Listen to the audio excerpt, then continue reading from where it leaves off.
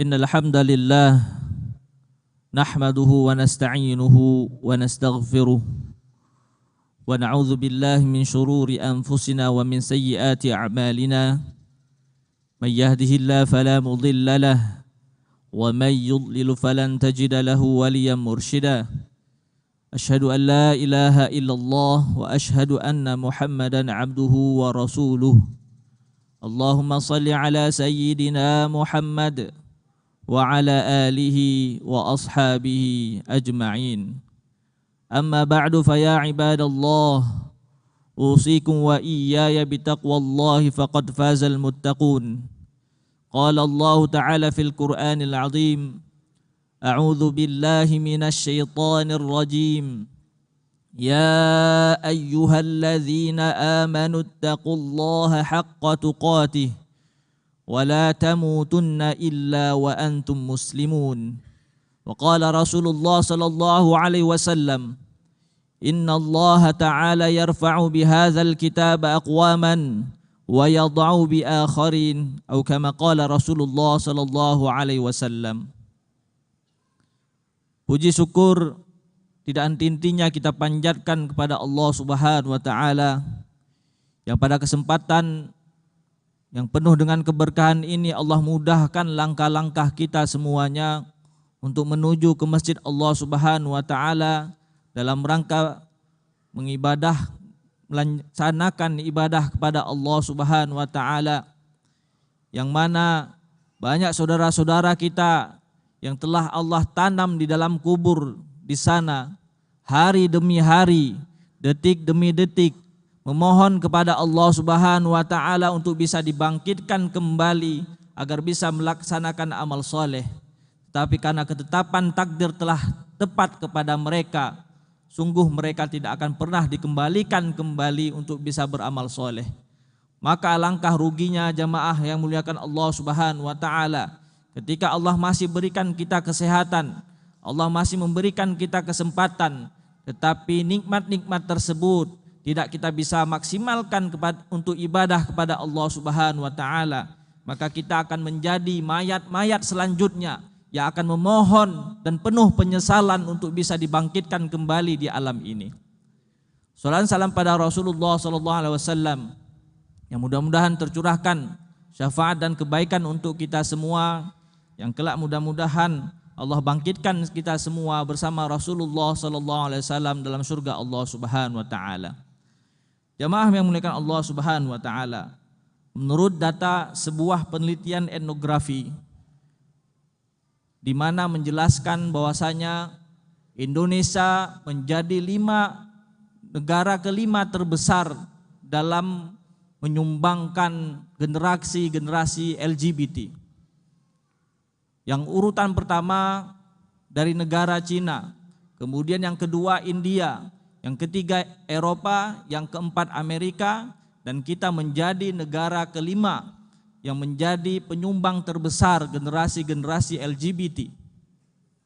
Yang dari jumlah ini lebih kurang dari penelitian tersebut 3% dari 250 juta masyarakat di Indonesia ini telah terkena virus dan penyakit penyimpangan ini, sehingga lebih kurang ada 7,5 juta masyarakat di Indonesia telah terkena penyakit dan penyimpangan LGBT ini.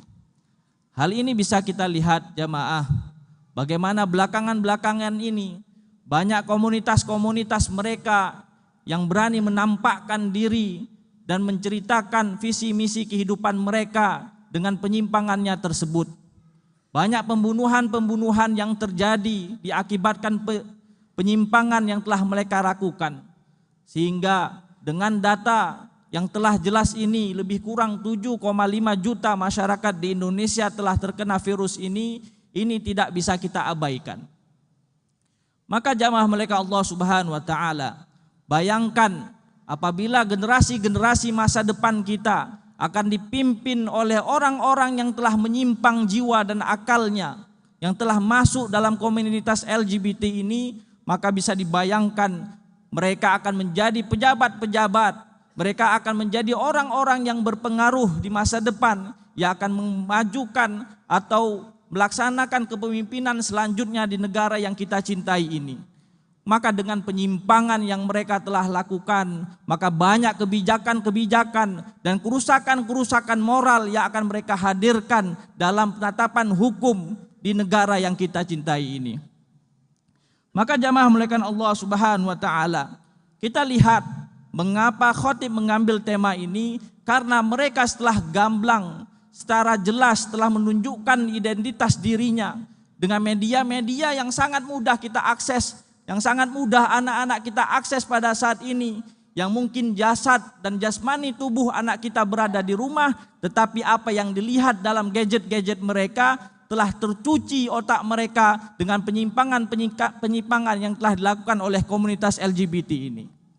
Maka jamaah muliakan Allah Subhanahu wa taala, sudah saatnya kita sebagai ayah, sebagai suami, di pemimpin keluarga-keluarga kita untuk bisa turun langsung dalam pola asuh dan memantau kegiatan anak-anak kita. Sudah saatnya kita lebih melihat dan mengawasi apa yang mereka lihat, apa yang mereka lakukan. Kita mengecek handphone dan gadget mereka, apa yang dilihat dari video-video tersebut.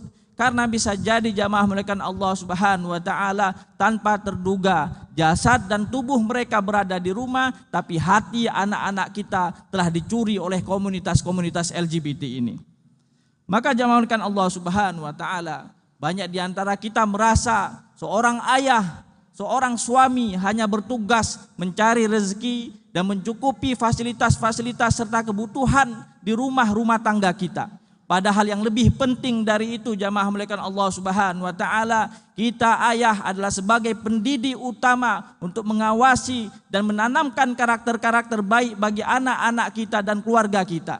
Dan ini suatu hal yang lebih penting dari sekedar hanya kebutuhan perut saja. Karena ini penting, kita perlu bagaimana mendidik dan memberikan nutrisi yang baik bagi pikiran dan hati-hati anak kita.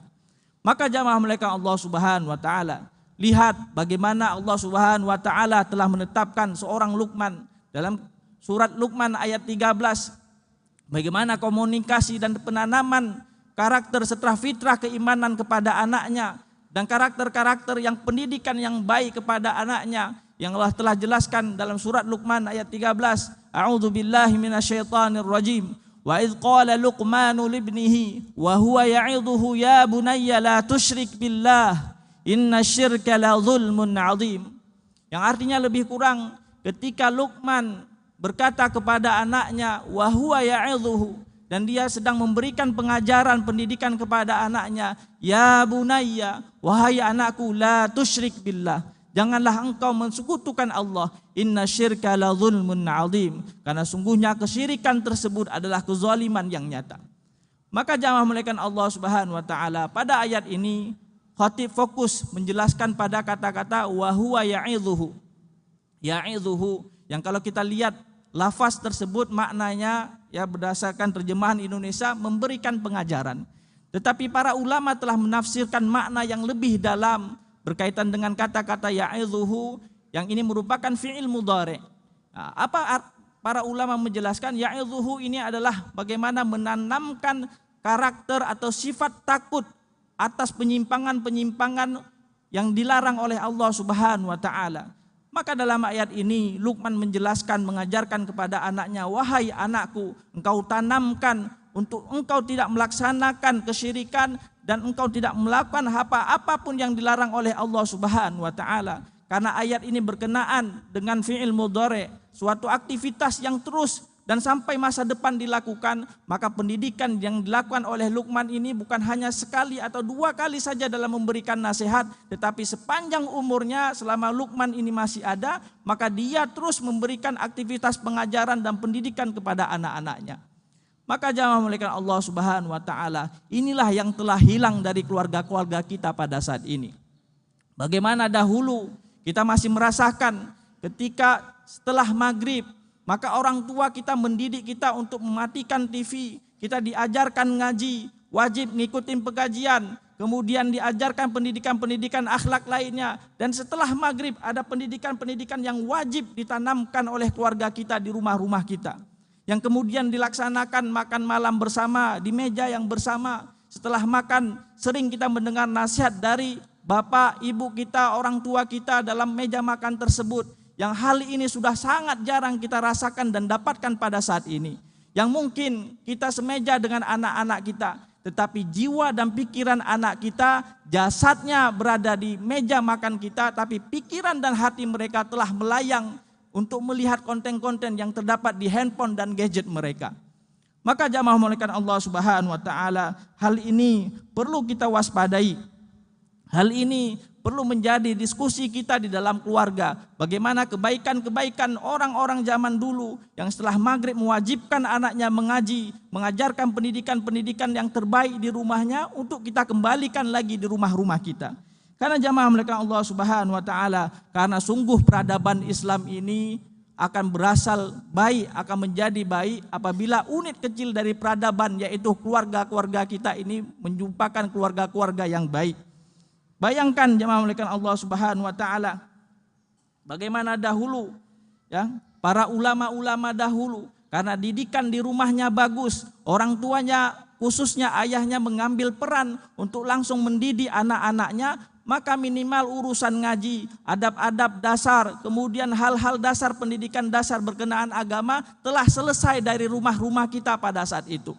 Tetapi jamaah mereka Allah Subhanahu wa taala, karena kelemahan kita sebagai ayah yang tidak bisa ngaji, yang kurang ikut pengajian, akhirnya apa? Ngaji pun kita sebagai ayah tidak bisa. Bagaimana kita bisa memberikan pendidikan mengaji dan pendidikan yang bagus untuk anak-anak kita? Maka jamaah malaikat Allah Subhanahu wa taala, ketika hal ini kembali setelah maghrib kita aktifkan kembali pengajian di rumah-rumah kita dengan cara mematikan handphone, mematikan TV-TV di rumah kita, dan kita giatkan anak-anak kita membuat halakoh di rumah-rumah, maka ini juga akan mengembalikan peradaban awal, masa-masa peradaban Islam pada saat itu. Bagaimana Imam Bukhari, Imam Muslim, Imam Nawawi, dan para ulama-ulama terdahulu, mereka besar bukan secara tiba-tiba, tetapi mereka besar dari jeripaya orang tuanya, dari jeripaya ibunya, dari jeripaya ayahnya yang mendidik karakter dan hal-hal yang baik sehingga mereka menjadi orang-orang besar yang telah dikenal oleh peradaban Islam pada saat ini. Maka jamaah malaikat Allah Subhanahu wa taala, teringat sebuah hadis bagaimana Rasulullah sallallahu alaihi wasallam bersabda, kullu mauludin yuladu 'alal fitrah fa abawahu yuhawidanihi au yunassiranihi au yumajjisanihi. Sesungguhnya setiap anak itu dilahirkan dalam keadaan fitrah. Orang tuanya lah yang akan menjadikan anak tersebut menjadi Nasrani, menjadi Yahudi ataupun menjadi Majusi. Maka jamaah malaikat Allah Subhanahu wa taala, sudah saatnya kita sebagai ayah ketika pulang ke rumah bukan hanya meletihkan badan kita kemudian beristirahat, dan kemudian kita berikan tanggung jawab pendidikan dan pola asuh pendidikan anak-anak kita serahkan semuanya kepada anak-anak kita, sungguh kepada istri-istri kita. Sungguh itu tidak akan pernah mampu jamaah malaikat Allah Subhanahu wa taala, karena fitrahnya kita sebagai ayah, sebagai suami adalah konseptor yang bagaimana menanamkan dan membangun visi dan misi dalam keluarga kita di masa depan.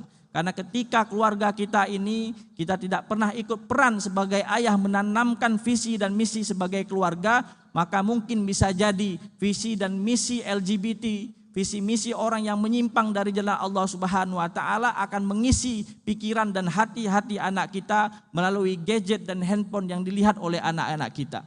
Dan selanjutnya anak-anak kita akan menjadi gabungan dari komunitas mereka yang akan mendakwahkan, menyebarkan ajaran sesat tersebut, yang akan mengkampanyekan visi dan misi tentang LGBT tersebut, yang akhirnya kita hanya hidup dengan penyesalan ketika Allah sudah cabut nyawa kita dan anak kita penuh dengan penyimpangan selama hidupnya. Sudah otomatis jamaah malaikat Allah Subhanahu wa taala, mungkin dosa pengasuhan yang telah kita lalai selama hidup mendidik anak-anak kita, itu akan kita bawa dosanya dalam kubur dan hidup kita penuh penyesalan. Maka jamaah malaikat Allah Subhanahu wa taala, untuk itu khatib mengajak diri khatib pribadi dan jamaah sekalian untuk sama-sama kita makmurkan masjid Allah Subhanahu wa taala. Kita ikuti kajian-kajian, pendidikan-pendidikan yang telah difasilitasi oleh masjid-masjid dimanapun. Mari kita sama-sama belajar untuk meningkatkan kualitas keimanan dan ketakwaan kita kepada Allah Subhanahu wa taala, karena orang-orang yang telah menyimpang di sana telah menyiapkan program-programnya. Mereka telah menyiapkan dana-dana, mereka telah menyiapkan brand ambassador, orang-orang yang sesat yang akan mengkampanyekan hal-hal yang tidak baik bagi anak-anak kita. Tetapi kita apabila hanya tawakal, duduk, bersandar, kemudian tanpa melakukan apapun, mungkin bisa jadi anak-anak yang kita sayangi, anak-anak yang telah kita besarkan akan diambil, akan dicuri hati dan pemikirannya oleh komunitas LGBT ini. Barakallahu li wa lakum fil Qur'anil azim. Wa nafa'ani wa iyyakum minal ayati wa dzikril hakim. Wa taqabbala minni wa minkum tilawatahu innahu huwas samiul alim.